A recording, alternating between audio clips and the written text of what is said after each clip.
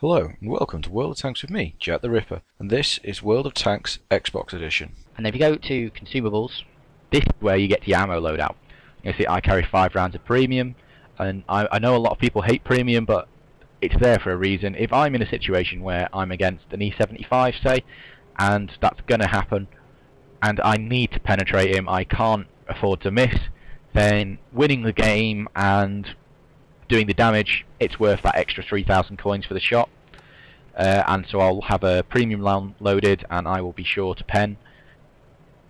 I don't ever use premium round unless I absolutely have to, but you know, I know people are welcome to their own opinion, and there are quite a few people who seem to go around blasting nothing but premium and using premium tanks or another tank to make money so that they can afford to lose money on this tank.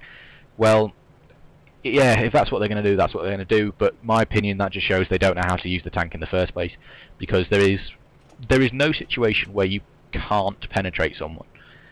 Now, a lot of people say, well, yeah, what if you're in a tier 8 and you're going against E3? Well, this gun will still pen an E3 if you hit it from the side, if there is a sort of weak spot if you shoot through the side of its tracks, but yeah, it'd be very, very difficult. But the thing in that situation is, essentially, run away. What you want to do is you shouldn't allow yourself to be in that situation, really. If you're in a tank that won't go anything against it, then you're playing it wrong. It's as simple as that. Yes, I understand if you're last man and you're back against the wall and that comes around the corner at you, having a premium round loaded would be nice, but it's, you know, you could do better. Track it, get round it. Jagdpanther 2 especially is incredibly manoeuvrable. It's just ridiculous. You can run laps around large numbers of tanks. Even heavy tanks. There are, I think, Tiger 2 turrets. You can go round them and turn faster than they can turn their turret. So if you get someone who is not as intelligent and just tries to turn their turret rather than their turret and their tank, you can drive round the back of them, turn, put a shot into them, and then start driving again. And you will keep going round them and they will never catch you.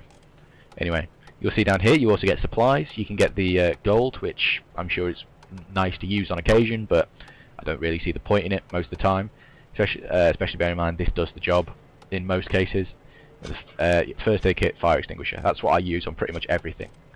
Then you go down into equipment. Now here I like to play this Jagdpanther 2 as a bit of a not really a brawler, sorry, a bit of a sniper. Now, I like this tank has not got the greatest armor. I think it's 100 mil. I'll get it up here. Let's have a look.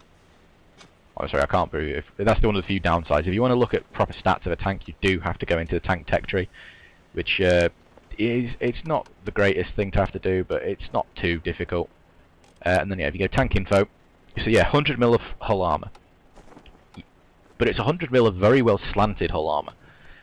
The lower glaciers you'll pen easily, and the upper glaciers, I think actually if you use some of the armor modeling, is only about 60. But you'll pen it pretty easily with most tanks. So the trick is, don't be shot at. It sounds obvious, but a lot of people don't seem to figure this out. Camo nets especially are rather cheap, and if you can get yourself into a position where you know you can shoot people and you're just going to wait for them, you can find yourself doing a lot of damage. And guns like this, it's all about keeping the gun firing. So at the end of every reload you want another target. Now just underneath the gun there you'll see that little lining, and if I zoom in I think you can see it closer. Underneath and around the gun, if you hit that you will pen pretty much every shot, and if you shoot that machine gun port there, again pen more or less every shot. And the lower glacis, obviously, you'll pen that with every shot as well. Now if I go back into equipment, you'll see I have camo net, binox, and large tank caliber tank gun rammer. Oh, nearly destroyed that. Right, I'll take the camo net off for a second just to show you what else there is. You have camo net, toolbox, vents, gun laying drive, and the aim time on this tank is really not brilliant. But if you, again, I try and use this tank in a situation where I'm lying still long enough, covered, that aiming doesn't really come into it, and you'll be surprised how often if you try and derp a shot and just clutch shot it, and you'll hit. Spore liner, that sort of thing actually becomes potential use on the tier 10, because the number of everyone sees you and wants to kill you. It's as simple as that. Your ammo rack, yeah, not really. Now, fill tanks with COT, that sort of stuff does become a question, but I'd then bear in mind and point out you shouldn't be getting shot anyway. And that noise that you just heard also means that my tank's out of battle.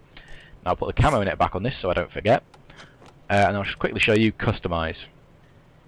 Then here, this is where you put your camouflages on. So I'm doing 7 days at a time at the moment because I didn't really expect to keep this tank much longer than that because I've been grinding away at a rate of knots. And you see here you get the 2 camos for winter, you get several camos for summer.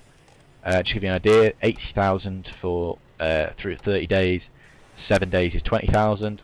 And I was originally going to put permanent when I get my Yag Tiger, but I've made 80,000 coins in a game in my Yag Tiger, so if you get 30 days worth, at most that's 2 games where you win.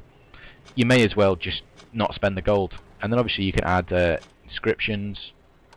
So here it allows you to put whatever you want on the front. Slight irony if you decide to put Marder on it. And you put them on the back at the side as well, and you get emblems. You can put whatever you want on out of these. I'd like to thank you all for watching these videos. I hope that they've been helpful where possible, and if there's any areas that you'd like me to look over in much more detail, please let me know either by message, comments, or whatever you feel right doing. Message me over Xbox, I don't mind. To celebrate the fact that I've now somehow got 100 subscribers, very much thank you to that whoever that one person was who took us over the limit. I am going to do a form of competition / giveaway or whatever it will end up being. Not 100% sure how I'm going to do it, but the prize will be gold. And any ideas sort of thing, you're welcome to chuck them my way with what you think I should do. I'm trying to sort it out with Wargaming themselves because I'd like to do something that would be beneficial to Wargaming, and if I can get them involved in the prize giving, then all the better because it would mean more for you and more for the game in general. If you see me around the battlefield, feel free to say hello. I'm often in party chat, so feel free to give me a nudge and shout at me down the mic, or send me a quick message, say oi, join game chat. If you have any questions, I'll help. If you have any comments on the videos, I'll listen. And I'll do whatever I can to make sure you keep getting, I was going to say quality, but the best I can provide will be an adequate description. So, as always, to quote Jingles, see you on the battlefield.